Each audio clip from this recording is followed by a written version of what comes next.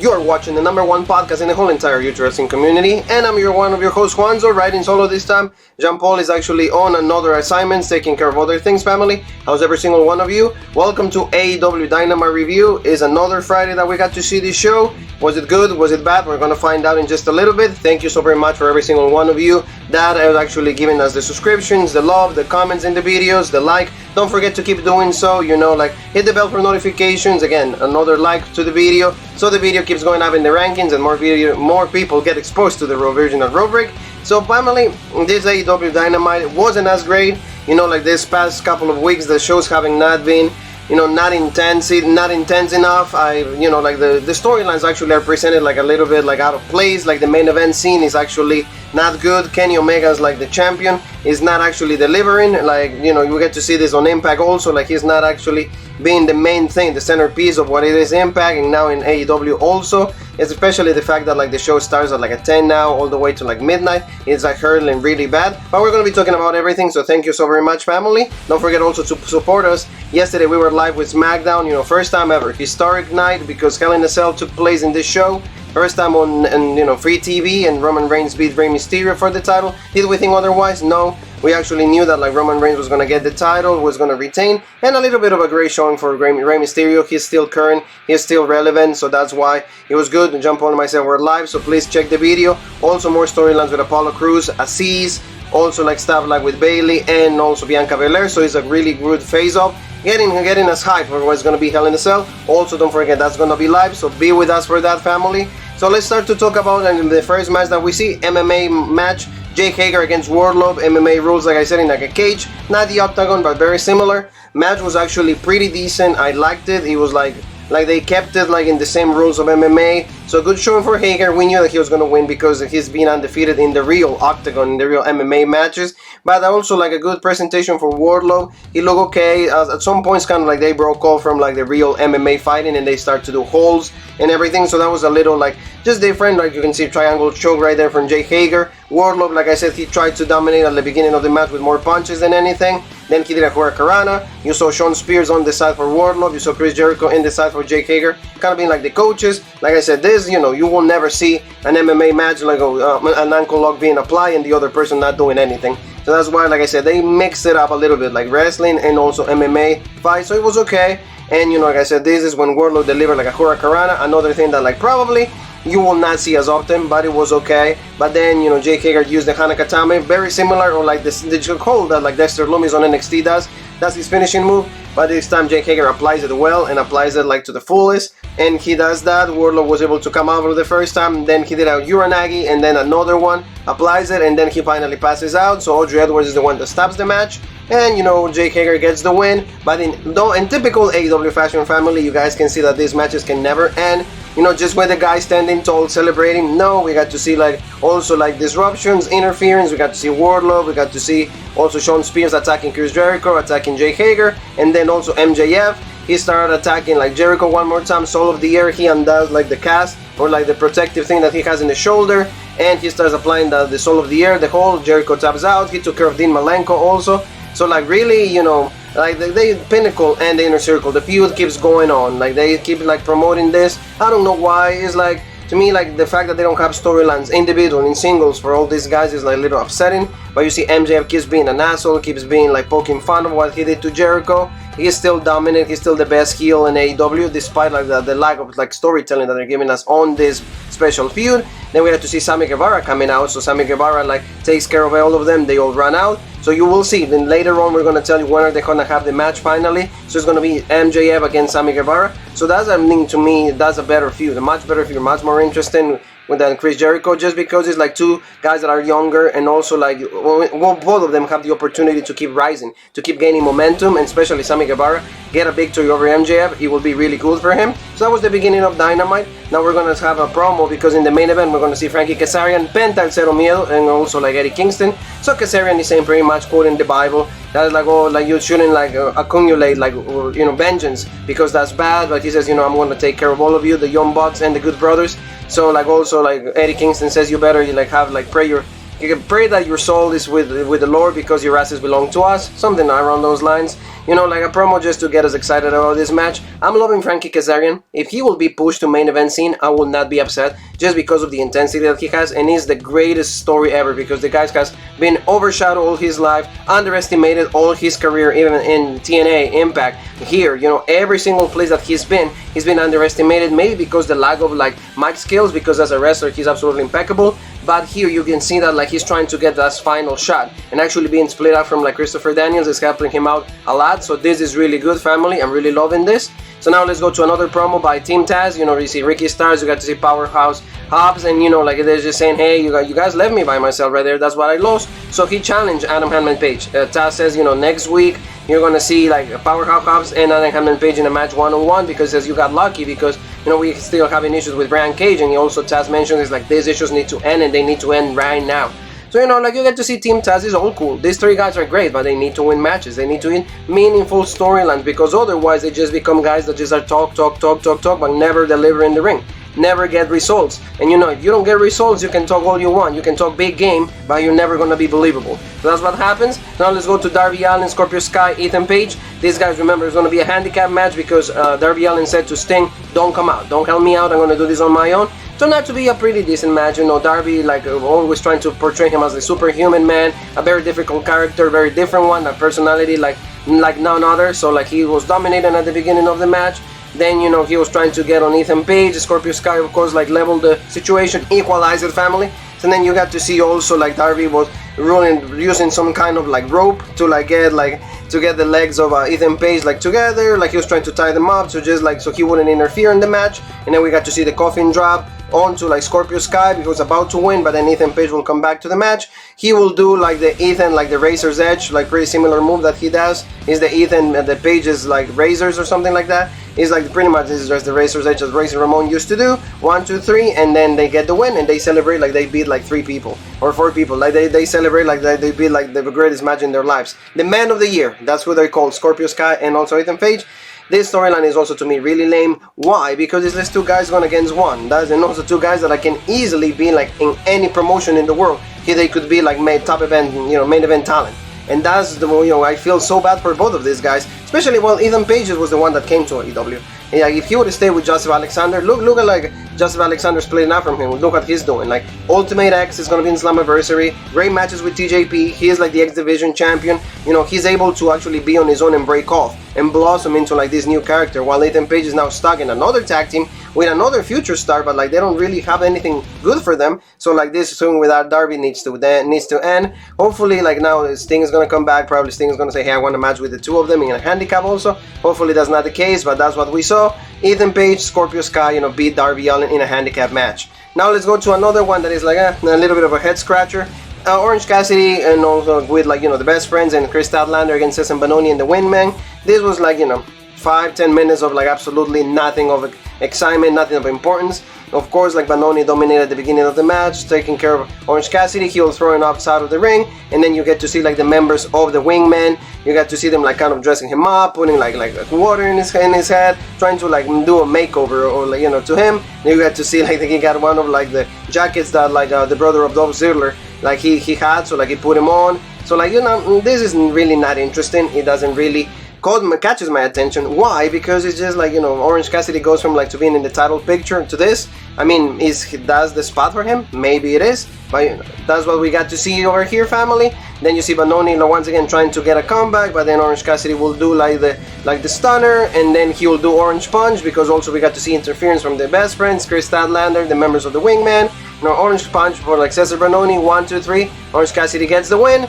Is it important? No, you know, he's just like right there because he needs to be part of the show. He has a lot of fans, a lot of people love him. So that's the situation. Now we got to see Kenny Omega, like the AEW Impact World Heavyweight Champion. He actually was actually Jungle Boy was talking. He was actually about to like give an interview, but then Kenny Omega interrupts and he says, hey, I'll give you a chance to punch me. You know, it's one chance, you can do it, I will not react. But of course, Michael Nakazawa starts attacking Jungle Boy. This is not interesting. Again, one more time, like we never seen Kenny Omega like in a really like a champion feel like.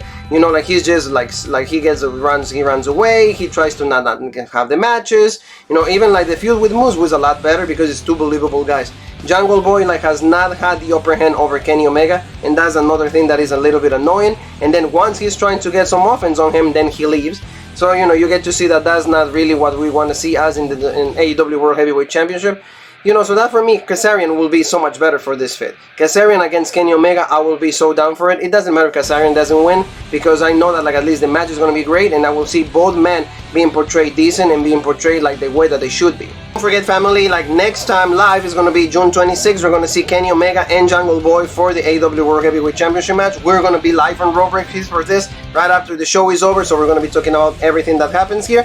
But I don't know if it's going to be a great match. I know that like Jungle Boy is like the future, but right now it hasn't been presented as a guy that can really convince me to beat Kenny Omega. And Kenny Omega, you know, he has like the stocks also in Slammiversary against Sami Callihan. So for me, that feud is even more interesting because Sami Callihan was fired from Impact. They have more story to tell. Here, it's just, hey, I won the opportunity in the Battle Royal. Now we're going to cash in the match. Have I had any chance to like say something to Omega? No. Have I had the chance to like beat him up? No. So like that's why I cannot see a title change here. And of course Kenny Omega is gonna drop it to somebody that has more momentum and is like more established superstars than Jungle Boy. It's gonna be good for him because he's gonna have another great match because he did that with Chris Jericho, now with Kenny Omega. So like you see that like the opportunities are gonna help him grow. But that's what it's gonna be. It's not gonna be more than that. So you know we got to see that. Now we got to see Matt Hardy and his team. You know they're talking because like he still has that feud with Christian. And then Christian shows up. They start beating him up. They put him inside a cage. And he says he's trying to give him money so he can retire because he's tired of this feud. Christian refuses, of course.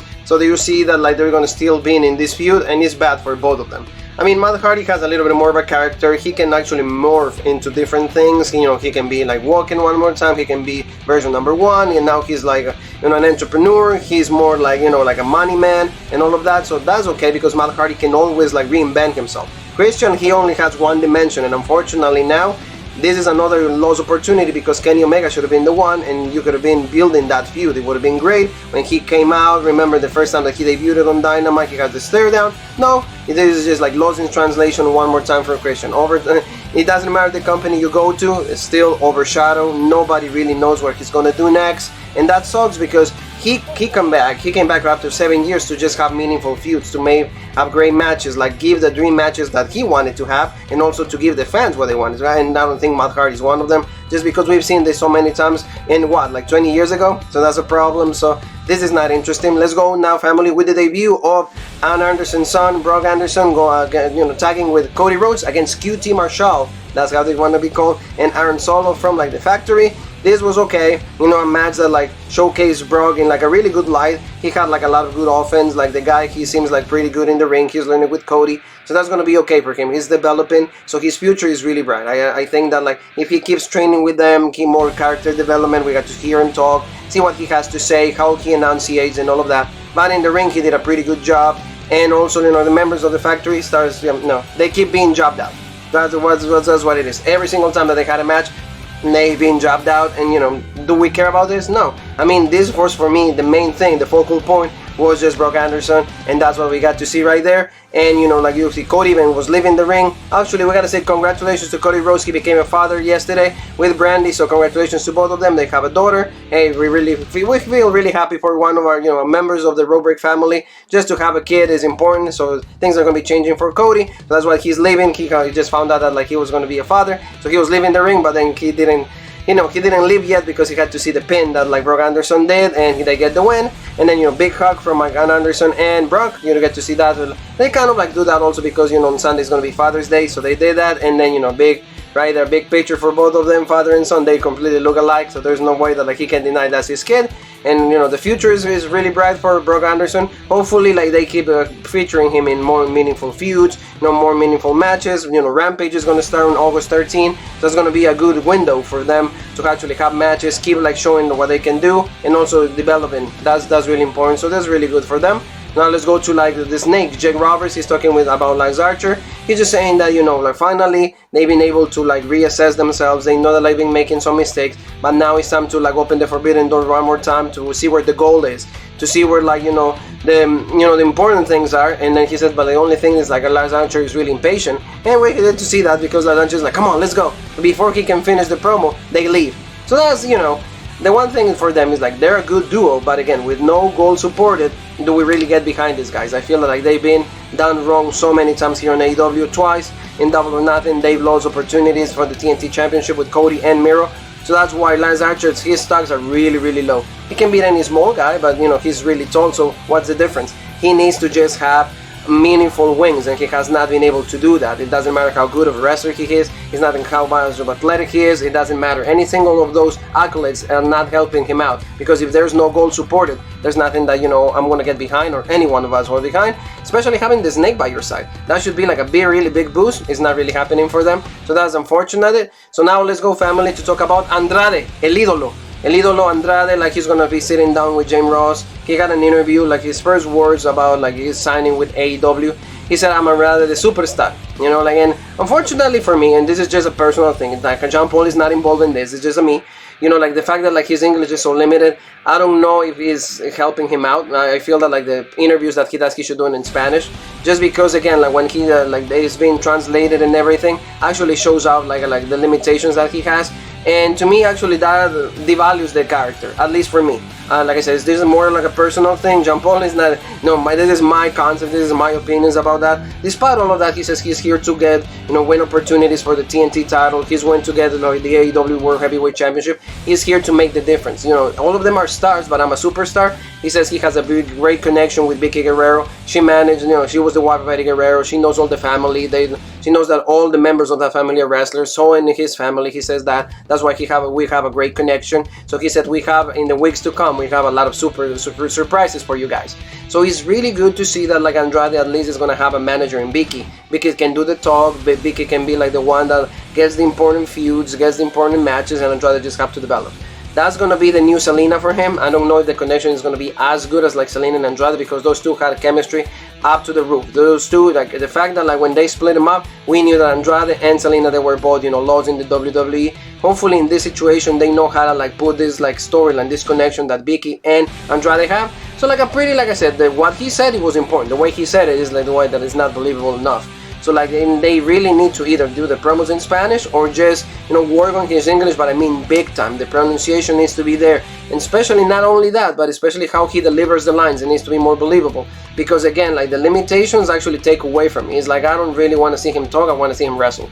But it's really exciting to see El Ídolo. Hopefully they do treat him well, they do explode him at his potential. He has Omega right there. They're going to have the match also at Triple Mania, so they can cash in into those storylines. But knowing AEW, the fact that they haven't done anything when it comes to Impact, I don't know if they're going to even have mentions of that family. So moving on, we're going to see Adam Hangman Page. This Marvez is like saying, I want your thoughts about the match that you're going to have with Powerhouse Hobbs next week. You're ranked second, so I want your thoughts about like what can happen, with Jungle Boy and Kenny Omega, because then you're up next. So like he says, well, right now I don't want to talk, I'm celebrating, and it's unfortunate to see how the Dark Order has become just of guys just like to, like it's not even believable anymore. It's just guys that like they're celebrating. It's just more like a family, yes, but like all the dark side of the Dark Order is completely gone.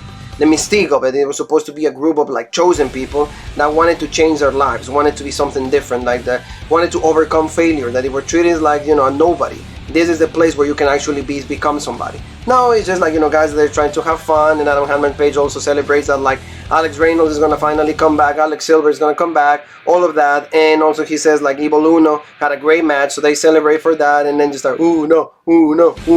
So you see that unfortunately Adam Hangman Page has turned out this group that had a lot of potential. It could have been like a really great staple, like what Violent by Design is on Impact. Like what Sanity was for NXT. It could have been like something like that. Those dark bad groups that like we need in wrestling. Unfortunately, this become more like a bud club. It's more, like that. It's just like friends. It's just like buddies right there. It's more like that. So I don't know if I like that, but again, Evil Uno had like everybody's like rooting for him. So that was like the funny moment, I guess, of the show. So now moving along, family, we got Penelope Ford and Julia Hart. This was a pretty decent match at tops, like Julia Hart is like a brand new girl. They're trying to portray him. She's a member of the Varsity Blondes now. And Penelope Ford, remember, like we haven't seen her in a few weeks just because Kip Sabian is injured, like Drew Miro took him out. So the match was okay, like right there you get to see, this is like a nice pair up. I think that like all these guys like are young and they can be, they can cash in from each other. This reminds me a little bit of like what Alexa Bliss was for like Wesley Blake.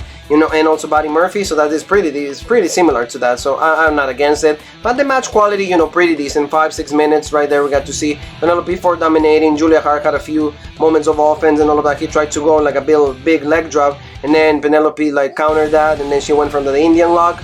And Julia Hart ended up tapping out, but like of course in AEW fashion, that's not how the segment ends. It more like of course somebody comes out, and it was Miro. Miro says that like he's not gonna like let Penelope by herself. So then he starts attacking Brian Pillman and also Garrison, and Brian Pillman is the one that actually gets a little bit of upper hand on Miro.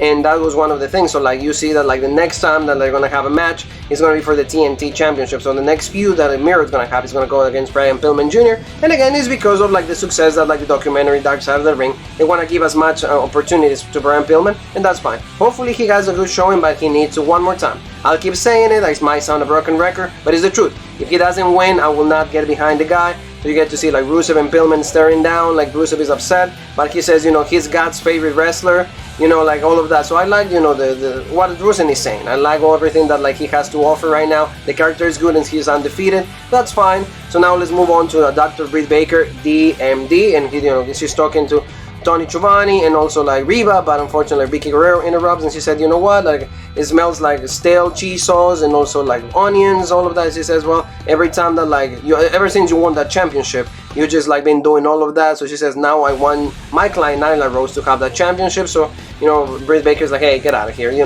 not, I'm gonna give an interview, so just leave me alone. And then she says, no, like Tony Khan, I remember I brought Andrade El Idolo, I brought him to the show, so like actually I get something from that, from bringing him. So it's like, in a few weeks it's gonna be Reva and you against myself and Nyla Rose. So they're gonna have a match, and like Britt Baker and Reva, they were like whatever, like they don't even care because they know they're gonna win. So like this is bad for the women's division because Britt Baker wins, yes, but like who was the next babyface? Nobody was built up to be the next challenger for Britt Baker, and the fact that Nyla Rose is the one, I don't know if Nyla Rose is ready for like another championship run, but like again, she was good as a heel, not as a babyface, so that's a problem, family. So family, we're going to see in the return when AEW goes back to Wednesdays, it's going to be on June 13, we're going to see Dr. Britt Baker, DMD, and Rebel against Nyla Rose and Vicky Guerrero. So again, this feud is not as interesting because it's two heels. Nyla Rose is not a babyface, she's not good on the promo work.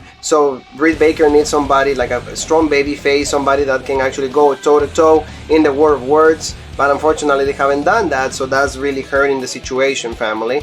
So then also we're going to see in that same show, live Wednesday, June 30th, we're going to see Miro for the TNT Championship, Miro defending against Brian Pillman Jr., we already mentioned that. It's going to be a good match, and like again, Brian Pillman gets finally quality matches, his feature on TV more, and it's important, but again, he needs to start winning also. So in this situation, I don't think he will win. Miro's going to still be the champion, he's dominant, he needs that championship, he's getting that run that Rusev had with the United States Championship, so that's what we're going to see. Also, we're going to see in that same show, like we see all the matches, it's going to be MJF against Sammy Guevara for the first time ever. This is going to be good, and I know that Sammy Guevara is going to win because this is the guy that's going to get the biggest push until the end of the year. I think this is the chosen one right now. He's going to be the top babyface. I don't know if he's going to be able to defeat Kenny Omega, but at least he's going to be in line right there to like having that discussion, in that conversation, because Sammy Guevara had that great showing on Blood and Guts, had that great showing on the Stadium Stampede, and now all the stocks are down in Sammy Guevara. They want to make him like a big babyface, and at the expense of MJF. It absolutely makes sense because once you beat MJF, you're like, okay, I'm ready for the biggest things. I'm ready for Omega, I'm ready for Adam Hammond Page, I'm ready for like main event players because MJF is one of them. So we got to see for Moxley also, like congratulations, he became a father also. So they're going to be taking some time off. Cody, also like John Moxley. So for these guys to just step in the plate and deliver, that's going to be really great, family. So also in the show from Saturday, we're going to be live, like I mentioned. It's going to be Anna Hammond Page and Powerhouse Hobbs. It's going to be a good showing. We have that, and we have the championship match with Kenny Omega and Jungle Boy. So really good stuff from AEW, family. So now let's go to a really quick promo from Santana and also from Ortiz and also like FTR. So they were just talking about their differences and how much their careers have like differ from one or the other, because they said in 6 months when it comes to FTR we actually accomplish more than you guys in 2 years. So they see they're trying to word of words to like see the match that they're going to have pretty soon, because the members of the Pinnacle are going against the members of the Inner Circle, But it was okay, you know, like a really cool promo by both of the guys. It's like, hey, like FTR, we spend a little bit more money in our clothes and all of that. So it's really interesting to see what the outcome is going to be. Oh man, I'm thinking like Santana and Ortiz are going to win, but I will much want FTR to go over. We'll see what happens. Then we're going to see Jade Cargill. Like, she's just talking about how like her brand, herself, is just the stocks are going to keep moving up. So like, again, this girl also needs more feuds. It needs more women to feud with. Again, the lack of baby faces is hurting the women's division in AEW one more time. Just because Hikaru Shida should be like a great feud for this girl right there. You know, Hikaru doesn't have the title anymore, but she could be feuding with her, and actually a win over Hikaru Shida will get this girl ready for maybe like main event status. So we'll see what happens, but she's that bitch. That's the line that she has. That's what we have for you, family. And now let's go to like the main event. And the main event, like I said, is going to be a trios match. It's going to be Penta, Cero Miedo, Eddie Kingston, and Frankie Kazarian against Matt Jackson and the Good Brothers.